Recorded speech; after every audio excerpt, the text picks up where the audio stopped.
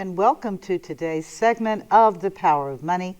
I'm your host, Michelle Graves, affectionately known for the last 40 years as the Money Lady.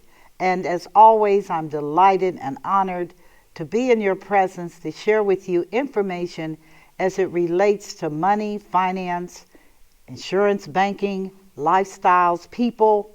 Oh my goodness, over the last many years, I've been at DATV based in Dayton, Ohio, but again, offering collateral and shows throughout the United States. I can tell you as a certainty that we are now living in a time in history that is unprecedented in the area of money, finance, economics, capitalism. People are finally beginning to get it. And I couldn't be more delighted because I have committed my life, 40 years, viewers, 40 years, to educating and empowering my viewers on this subject matter. Because it doesn't matter what your political persuasion is, it doesn't matter what your cultural background is, money rules. It does. And we are now living in a time where we are actually watching it. And therefore, I'm going to be talking about it openly because these are some things that you must know. I want to also thank the many people that watch this show throughout the United States for calling me. Sometimes your hours of calling me are a little bit different, like at 1 in the morning. I really don't want to talk to you. Okay? I was like one lady, I'm like, how old are you? I'm 80. Why aren't you in bed like me? Anyway, yeah, if you call that number will most often go to me directly, and I will answer the phone.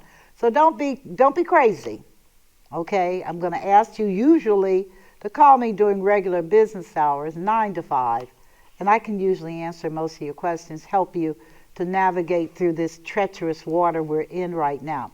But the subject matter to today is especially relevant and pertinent because we are in, whether you believe it or not, we're in a healthcare crisis.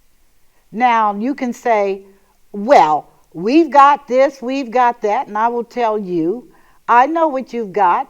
I do group benefits for big companies. They fly me all over to talk to employees and organizations. And I also do Medicare and Medicaid. That's in my private practice. And I can tell you, having done all of the above, including Affordable Care, which some people like to call Obamacare, but it really is the Affordable Care Act. And that's for people that don't have insurance that are under the age of 65. And again, that's a very powerful program because it's offered tremendous coverage and benefits to people who otherwise would not have anything. That is right. And you talk about having a bad circumstance or situation. Get sick and not have insurance. Think about it. Because the whole reason all of this has become so politicized is because people that are voters that cannot get care may wind up voting you out. Okay? I'm not saying that it happens, but I believe it did happen, which is why there was such an urgency to roll out Medicare in the day, even going back to Social Security with FDR. All of these were mandated by health care crises that broke people financially. And I'm here to tell you, as the Money Lady, healthcare will break you again. And why do I say that? Well, listen, let me open up by saying, don't shoot the prophet, okay? Don't kill the messenger. Don't. I'm trying to open up your eyes so that you may begin to see how this can work or not work for you and why certain things are happening. We know about United Healthcare by now, and if you don't, Just Google it. The CEO of United Healthcare, I think the second largest Medicare carrier in the United States, he was killed at their national convention. Stalked and killed. And it'll all come out in the wash. But it was rumored that the person that killed him had run into problems with claims, which that particular carrier did not have a good track record of paying claims and going into denial and not wanting additional care. Maybe this has happened to you, and I know it hasn't just happened with that carrier. It happened to me, okay? And I represent these companies. So it's not personal, although in my case it affected me personally, and it still is. I mean, I'm not out of the dust. I'm not out of the dark, and I know, as quote sharp as I'm supposed to be on this, if it happened to me, it'll happen to you. So let's just get right into it right now. 10,000 people are coming out of the workplace every single day. The baby boomers are bailing out, and they're retiring. And they're retiring, moving their group benefits to Medicare. If you're 65 and over, that's your go-to place, because like it or not, the older you get, the worse some things start to get in terms of conditions and pre-existing. I don't think the private sector looked at this carefully when they got involved with the federal government in terms of partnering in the offerings of the Medicare Advantage. I know you've seen it on television because they inundated 24/7. You can't turn on what? You can't watch Gunsmoke without 20 of those things blasting every hour. Okay? It is just annoying. But here is the deal. And that is all those people coming out of the system, that 10,000 people a day who have no health benefits but are eligible now for Medicare, they got to get it going. They got to get it going. And nobody had done the math, apparently. They saw money. But that's the nature of greedy companies. They don't see money. They see all these people. That's money. Remember I said on an earlier session, you're not a human, you're the gold. You represent the revenue that they are anticipating getting. Now, the problem with health care is typically when people come into the system as a retiree, they already got issues. Okay? In the younger years, it wasn't so bad. If I told you to stop drinking Mountain Dew when you were in your 30s, you would tell me, fly a kite. And I'd say, but it's going to blow out your kidneys. It's going to blow out your liver. It's going to blow you. Oh, I can do this. I'm young. I love the fizz. Yeah. At 65, the fizz is going to kill you. Okay? But by then, you are a bona fide addict, and everything else is happening in your system, and you don't want to hear that. So you go to the doctor, and the doctor has tests done. The doctor begins to prescribe medications. I mean, like, oh my gosh. Well, we need to fix this, we need to do that. All symptoms. They don't represent to you ever there's a cure. The American Diabetes Association, which has been around for 50 years, go to their site, will tell you there's no cure for this. Well, then why the heck are you asking for donations? Okay? If you're getting money and you can't fix it, then leave me alone. All right? Same thing with American Cancer. If you know there's no cure for cancer, why are you on a 100% fundraising spiel every day? If you'll just write a check. I mean, come on. This is the nature of the beast right now, which is people are older and they're sick and they don't get better. They're not getting better. And not only not getting better, but try to get in to see a doctor on a normal basis. Any doctor, unless you're into dedicated systems like Oak Tree and Dedicated Senior, where they mandate you see them every 30 days as a senior. And as I've told everybody, you need to do that. You need a doctor every 30 days because things will change on you. Oh, yes, they will. And you don't need someone saying, oh, you'll get better.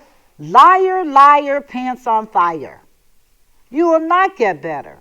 You will manage better, but you will not necessarily get better. Why, viewers, do you think we have such a pain epidemic among seniors? And it wasn't from them doing hot pants with James Brown when they were younger. Their bodies beginning to deteriorate because of chronic conditions. The bones are starting to suffer.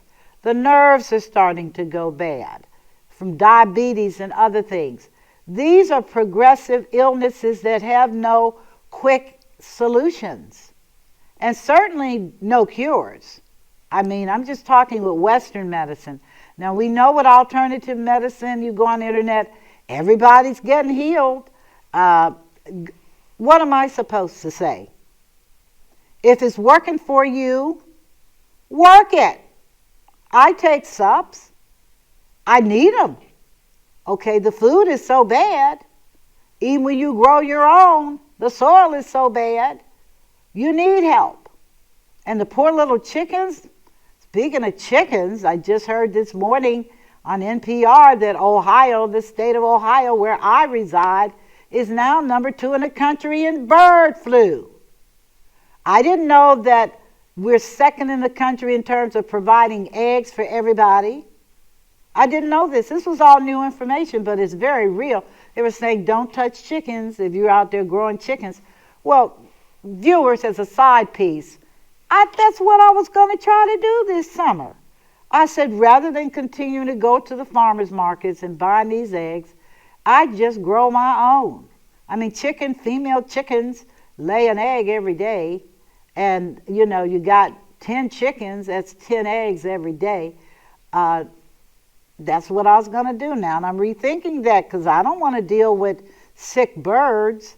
I'm not a bird doctor. I don't know. But I'm back to even the animals are suffering because of health challenges, health care issues. And while you can get pet insurance, I don't know if you can get insurance that covers chickens. That would be interesting. One of you all find it out for me and shoot me an email, mygraves@gmail. Shoot me an email about it. I'd be interested, but I heard that on the news and it kind of dampened my enthusiasm for chickens because I said, my God, I don't need chicken flu.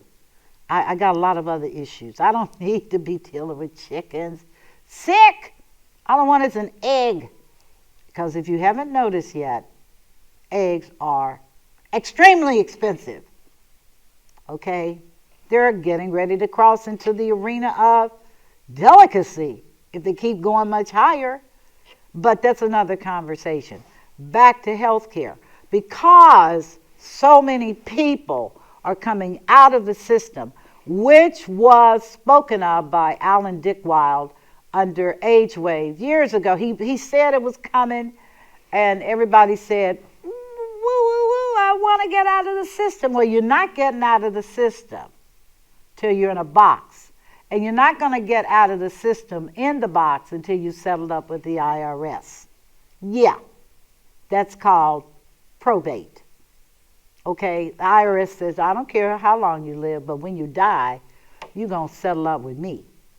Okay, so We've got all these people coming in. We've got all these people with problems, medical problems, inherited problems, health care, all these issues, and they want help.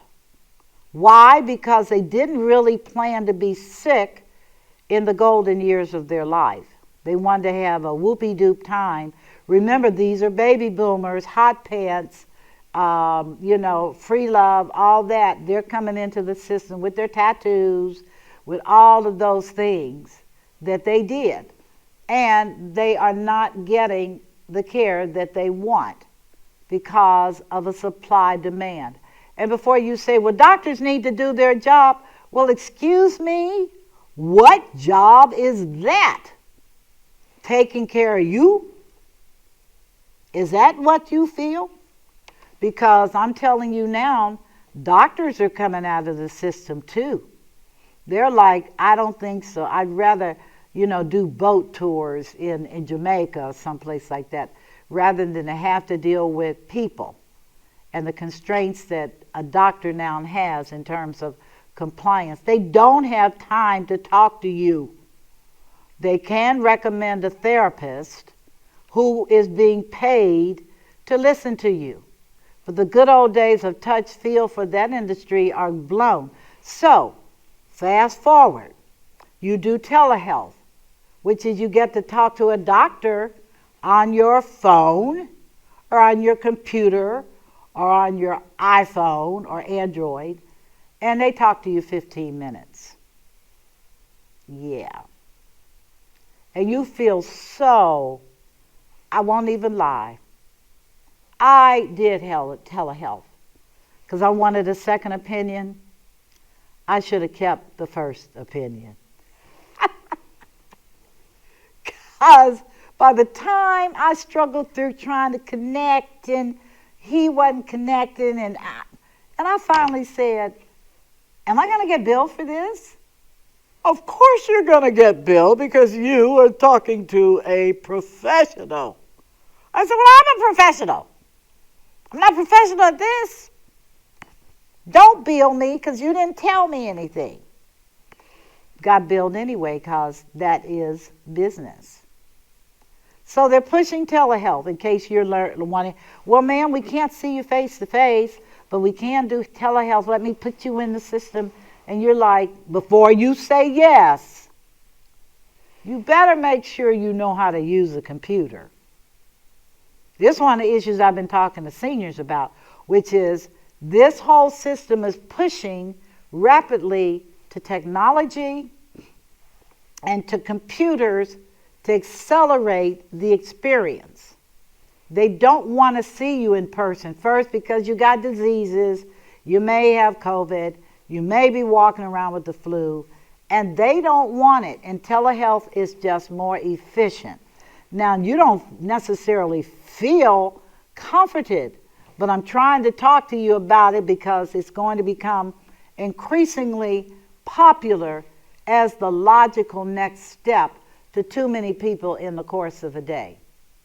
So we've told you about the number of people coming in from baby boomers and every place else. And so many people having doctors that are resigning, and they got to start all over and try to find somebody that will take their plan. Oh yeah, all the plans have select doctors. And so if you switch a plan, you better make sure that the doctor is going to be in the same type of plan offering. Or else you're going to have to be out here scratching to find a doctor. And I can't give you any help on that because I'm scratching on doctors too. My doctor, she went to Florida and to find herself. Brilliant woman. Love her. But she was like, I'm out. And I'm like, can I go? Please. Real stuff. Okay?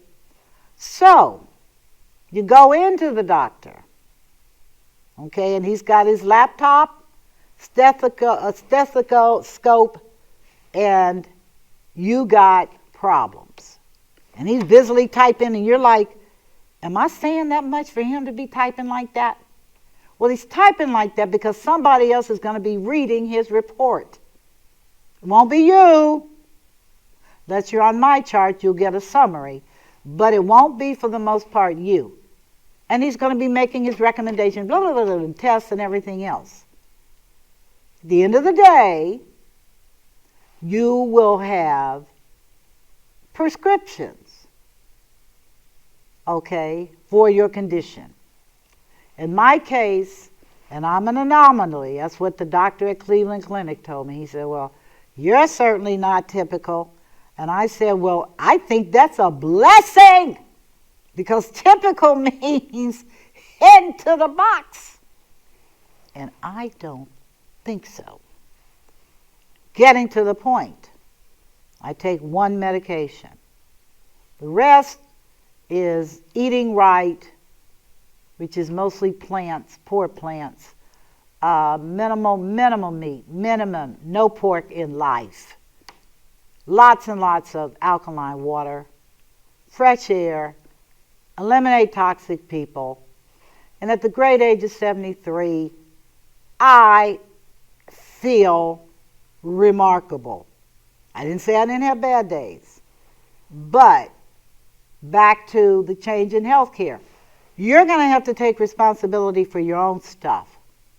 If you're a senior and on Medicare Advantage, you have silver sneakers or an equivalent. Use the benefit, okay? Get a physical every year. Use the it's not going to cost you. Follow up on their recommendations, and don't be afraid to get a second opinion. Tell your doctor, I want a second opinion. Now, whether it's worthwhile or not, I can't answer that question. I got a second opinion, and it really wasn't that much different than my original opinion. And I said, well, dag, I can do better by myself. And truthfully, that's what I'm doing now. I pray every night. I ask God to keep me, and I manage my own stuff.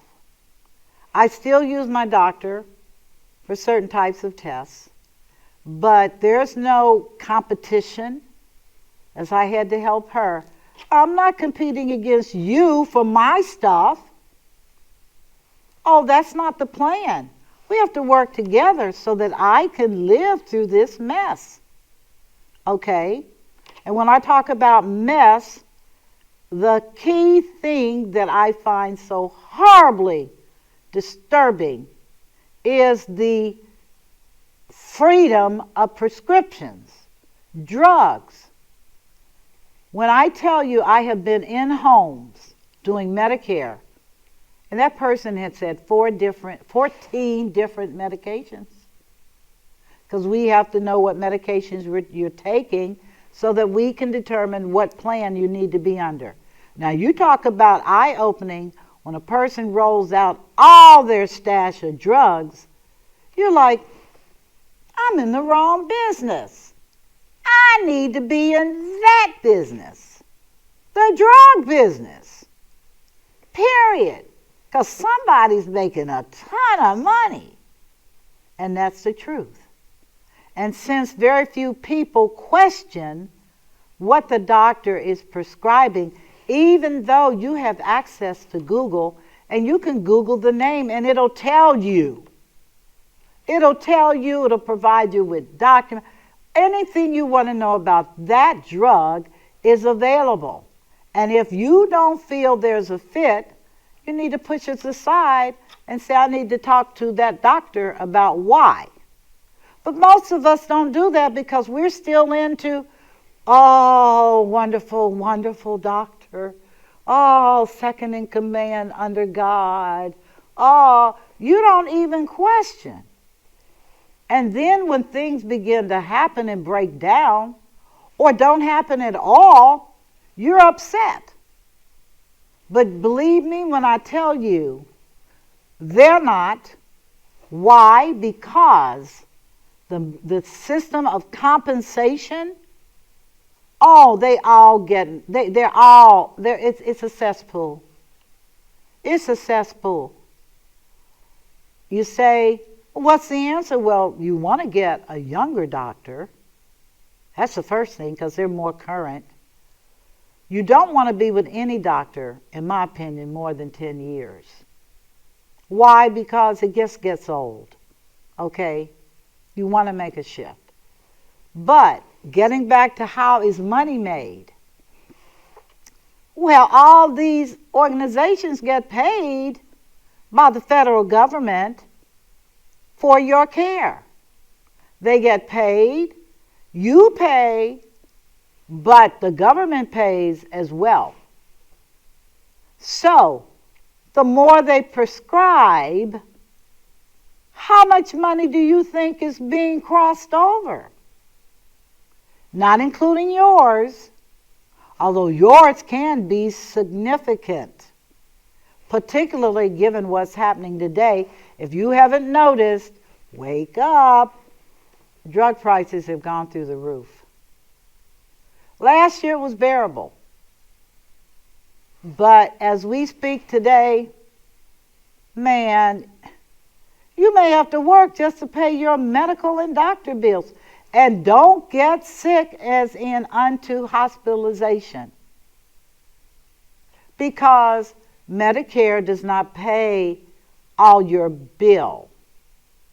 You do. And a lot of people are like, I can't afford it.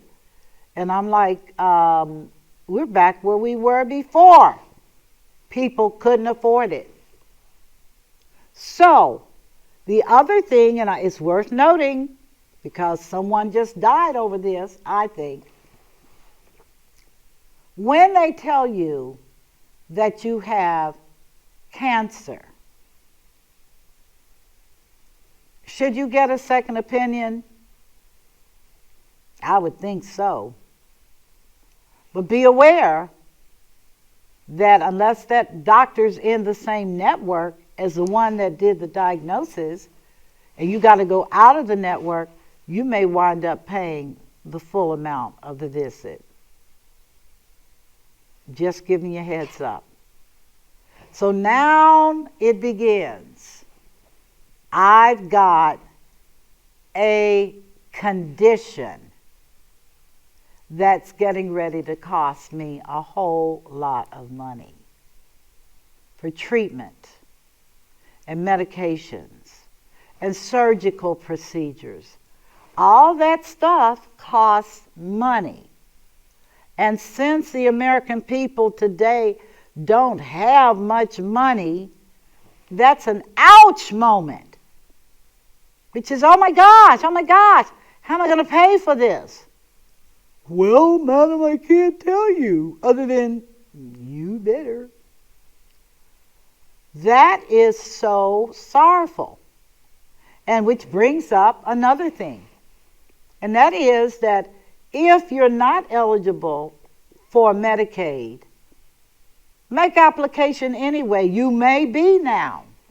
And if you are, despite all the rumors, the government and the state will pay for a significant amount of your bills. You can be on Medicare as well. In fact, preferred, because all of them are chipping in. If you can't afford the bill, make sure you're at a hospital that has a component of research, like University of Cincinnati.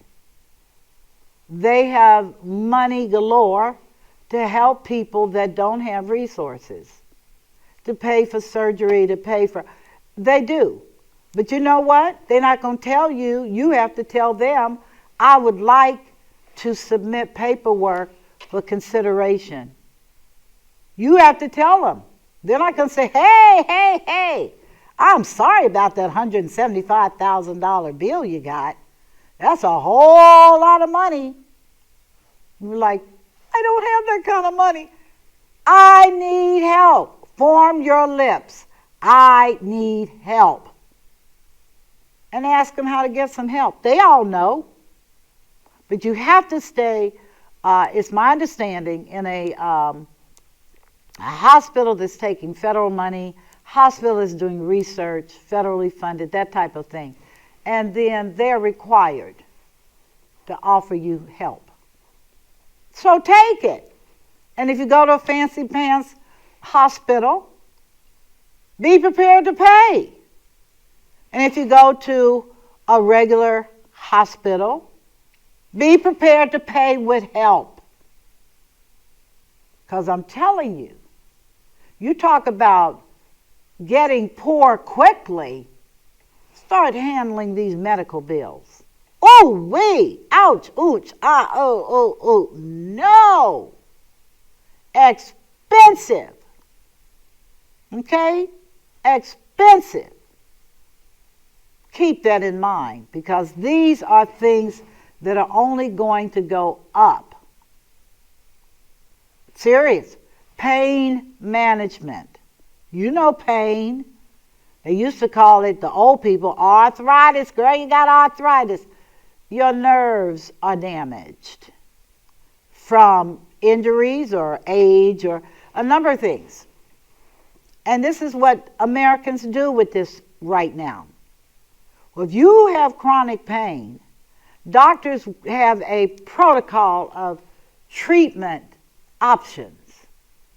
And so you say, I've done all those, but nothing works.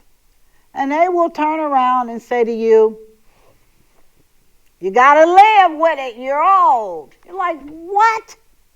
I got to live with this. So you know what people are doing? You want to know why we have a drug crisis with fentanyl and opioids? You want to know? Because people are in pain. They didn't start off being a drug user. Oh, let me qualify that. We're all drug users if you use drugs. So that's everybody. Legal, we just go to the pharmacy, or illegal. I would say go to the pharmacy. Go to your local drug dealer. Because that's where people do go to get relief. Is it illegal? Probably. But alcohol was illegal not too long ago. Cocaine was legal. It was in Coca-Colas. That's why the name Coca-Cola. Cocaine. Drugs have had a varied history. But your concern is, I don't care about the history. I hurt all the time. And I need help. And this stuff is not working. And my doctor is telling me, adapt. You can't adapt when you can't sleep. So now you have all this huge rise in drugs. And I'm telling you, people did not just start becoming drug users. They're using drugs to eliminate or minimize pain related to their bodies. And they're not going to listen to some okey doke about it. Now, other people take drugs because of stress and anxiety. Welcome to America. Is this joint not stressful? Right. So, they don't do marijuana, although it's legal just about everywhere, but they do other drugs. They try to calm them down so that they can work or so that they can have some kind of life. But these things, I'm telling you, if you will pull the blinders down from your eyes, like I said, don't you dare shoot the prophet. Just kidding you. Don't shoot the messenger because you don't like the message. I'm telling you, this problem's going to get worse. And I'm also telling you that the price of these, quote, off the book drugs, street drugs, are going to go up as well. Why? Because, in case you haven't checked it out, they're deporting a ton of drug. The supply chain is going to be disrupted from Mexico. And it's going to cost you more. Now, what would be the compassionate response from the medical industry? To test the validity of some of these other drugs. We do know they're highly addictive based upon how we are taking them. But if we were able to control that substance and find out a proper use, is it possible that we can live a moderately pain-free life? Is that a possibility? Well, let me put it out to you. It should be, because people in pain, real pain, are not going to stop doing what they're doing if it works. They're not. Okay? Now, some things you can't street by. If you've got high blood pressure, you can certainly look at natural approaches to it. But a lot of these things cannot be approached through a natural, organic, sensitive, herbalist concept. Not today. Things are too bizarre today. The food isn't healthy. The soil is bad because of radiation and spills and polyvinyls. All this stuff that don't break down. Inside of you, too. Okay. You need to know this. So, what do companies do? Well, they make a bunch of money. What do insurance companies do? Well, they make sure that everybody that files a claim doesn't get paid. That's what they do. And then, if you don't pay, they sue you. Yeah, they drag you into court and sue you, garnish. Take your money. Listen, viewers, I'm not trying to sound anything. I'm just telling you that we are here and that it would behoove you to look at what I'm saying objectively. As one woman called, she said, I was sitting watching the television and you popped on and you start saying some stuff, and she said, I told my husband, sit down, we need to watch this. Tell your husband, special friends, whoever, sit down. You need to watch this so that when it looks you in the face, you're not upset. Let me give you another, and don't even talk about how drug prices have changed legally. And God bless Joe Biden for $35 for insulin a month. And they do measure it out, by the way. You're not going to get one drop more than 30 days. But let me tell you, all the other related things, like a monitor, like a prick, all these things related to diabetes. I'm not talking about heart and other things, but I'm talking about what I have experienced. Okay? When I went to the pharmacist, and I went from getting free sensors to track my reads to now you're paying. And it's not a small amount of money either every month. And I told her, is there an alternative? And she said, death. I said, I don't want to die. I don't want to die, but this money thing is going to kill me for sure. You know, she's right. I shut up and paid the money. Okay? And said to myself, I got to find a different way. So I'm looking at and involved with natural remedies and looking at other countries and what they're doing. For example, in Africa and China, they don't have that condition. Why? Because they know what causes it. And they take the necessary herbs to make sure it's not a problem. Okay? Because now it turns out that it has nothing to do with your eating or diet, but it has everything to do with bacteria, parasites in your pancreas. Well, that's just nice to know, okay? Which incidentally, a naturopathic doctor told me that years ago. He said, Miss Graves, it's none of that junk. That's just money. And I thought about it, and he's right. You say, well, it doesn't cost that much. Add it up and multiply it by hundreds and thousands of people. And yeah, they can charge you $5 a month because it's not just you. $35 for insulin.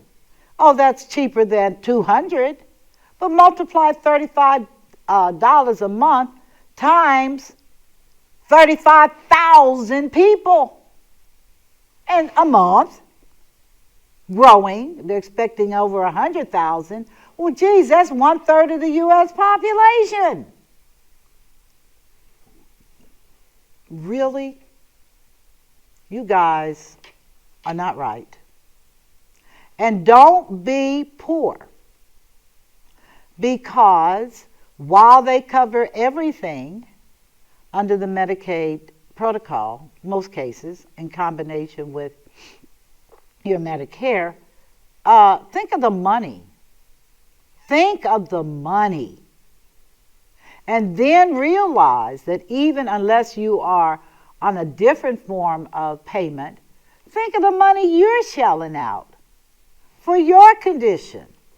And this is why I share with people, and I will continue to share. You better self-advocate. You better get away from the TV and the games, and you better start researching. Learn what your situation is. Look at the reports. Take the time to look at the definitions. Look at the recommendations. Look at your family history. For real, if you are an alcoholic, and no disregard to any resources that alcoholics have to use, but if you are an alcoholic, you need to know what you need to take to eliminate that craving. That craving, by the way, is real. We can establish through genetic patterns that it runs in families. So the answer may very well be in your computer. Or ask AI. Yeah, artificial intelligence. Ask, what are the symptoms and what do I need to do? Go to ChatGPT. In less than a minute, it'll tell you.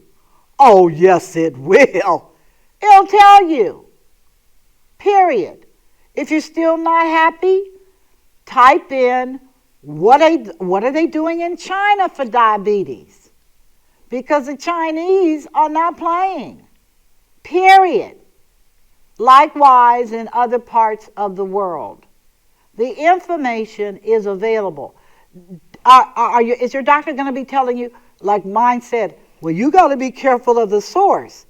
And I said to that doctor, are you telling me that the Chinese are bogus? Now, we know they do stuff, but guess what? So do we. So let's be fair about this. Since it's my life, okay, why shouldn't I research them? And he got very quiet. And I told him, you're quiet because you know I'm right. Okay? Now, some of you all may have issues about talking to your doctor openly. I did not say profanely, although you may feel that way because you're hurting. But you do want him or her to be a partner in your journey. If they're not willing to be a partner, then you're going to have to move on. Emotionally, mentally, whatever you need to do, you're going to have to move on. And you're even going to have to do your research on that. Talk to people in your community that are also seniors with similar conditions and find out doctors that are empathetic. Even if they don't know what they're talking about, at least they're willing to listen. Geez, what's so hard about that? Well, it's hard if you've got to see 15 patients a day, and all of them are looking gloomy, and on life support. I'm just being sarcastic, okay? But that's a hard job. And being a nurse is a hard job too. Hard job. You say, well, they get paid good. Nobody ever gets paid enough to watch suffering all day, to watch people sick all day. That better be a calling from God. And even then it gets real pressed. Because people today are not kind. They'll talk to the doctor, they talk to you like anything. Period. I had to tell a man who called me needing help. He's in trouble. And the man talked to me so bad, I finally said to him, I said, are you okay? What do you mean, am I okay? I said, because for you to talk like that to a person that you want to help you does not sound like you really need the help. And he got quiet and he said, I guess you think I'm stupid. I said, I don't think anything, but I am hanging up. Have a good day. Click. Now, before you say, well, no. Sunshine works better than rain any day. Be nice to people before you be nasty to people. Every day. Just understand that a ton of people are living with pain and getting no relief, that their doctors and hospitals and systems are imploding in front of them, that they're going to more funerals than they care to admit, because here's the model. I'm going to let the cat out the bag. If they know you're not going to make it, then you are a liability on their balance sheet. They don't need to give you authorization to get more tests from their mind speak. They need to move you on. So again, I just have the sense that's what happened to that guy. I have no proof, so don't hold me to the stake. If you do, I'm getting off anyway. But my point is that it's going to be up to you. You. If you're obese, nobody has to tell you you're obese. Look in the mirror. Oh, my mirror don't show me looking like that. Then get another mirror. Okay. If you're obese, a whole bunch of things are going to happen to you. Okay, you can play it when you're young, like under 25. But if you're carrying all that weight into your older years, you are going to have a multitude of problems related to your weight, including not being able to get life insurance. Oh! Do you think an insurance company wants to write you up when they know you're going to die? That sounds counterintuitive. But the truth of the matter is, insurance companies are not in the business of having to pay out claims early. So they minimize their risk, and they say, we decline you. I had a situation not too long ago. Several was painful. I had to decline all 3 of them because they could not believe the insurance company wanted them to pay that kind of a premium. They said, that's highway robbery. I said, if you lose the weight, well, that's too much weight to lose. Well, I didn't write the rules. These people have professionals that evaluate weight, doctors, and they've concluded that your longevity is not that great, okay? Particularly since you don't exercise. So I'm saying to you, back to your health care and what you can do about it. I'm going to conclude by saying a few things. Number 1, get enough sleep. Really, 8 hours is minimum, but as you get older, you're going to want to take naps. Did I say it? Naps. You get sleepy in the middle of the day. Your body is not at 100%. Okay, so you do get sleepy. Get adequate sleep. Drink a whole lot of clean water. Preferably alkaline, because your blood is alkaline. Drink 8 of those containers a day, at least. Keep your body hydrated because your body's mostly water. Third thing, eliminate toxic people, toxic conversation, and toxic time. Sitting in front of a television is not a good use of your brain time, your physical time, or anything else. Make the change today. The fifth thing, I think, eat healthy food. Stay out of the aisles. The aisles have all the processed food. Dovetail to the fresh food department and get yourself fresh food. Stay away from red meat. Not that I have an issue with cows, although I must tell you, as a farm girl, cows are all female. I'm not eating no female. There's something wrong about that. But you certainly can consider wild-caught fish. You can certainly consider looking at other ways to eat and to derive your protein. For real. But lots of fruit, lots of healthy, odd-looking fruit from other countries that they eat to live. Eat well. And finally, shore up your relationship, your spiritual relationship with God. You're too close to ending to be flaky about the end. If you don't have a church or a synagogue or wherever your form of worship, find one and then get involved. Your spiritual life is very important. A lot of people are without hope today because they don't have a relationship with God. And it's sad. It really is. I can't answer.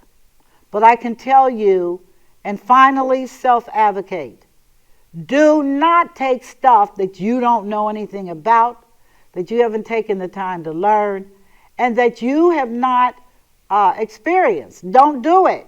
Don't do it. Don't do unnecessary surgeries. Know that if you have leg surgery or hip surgery, you're going to have pain for a long time. And do you know how to deal with it? Those are just some of my off-the-top suggestions for you to consider. I wish you only the best. As I said, I'm entering into my 40th year in the industry. I'm 73. I'm not ashamed. I've lived longer than a lot of people. And knowing what I know today, and hopefully what you know, you will order your steps using the code, I will be nobody's fool moving forward. I'm not going to do it. I will take care of myself, and I will live actively and vibrantly in this new world order that we are facing today. Okay? You can be replaced by a robot. Nah. Anyway, I'm just being funny. Not really. Being open. Hope you've enjoyed this segment. Look forward to many more to come.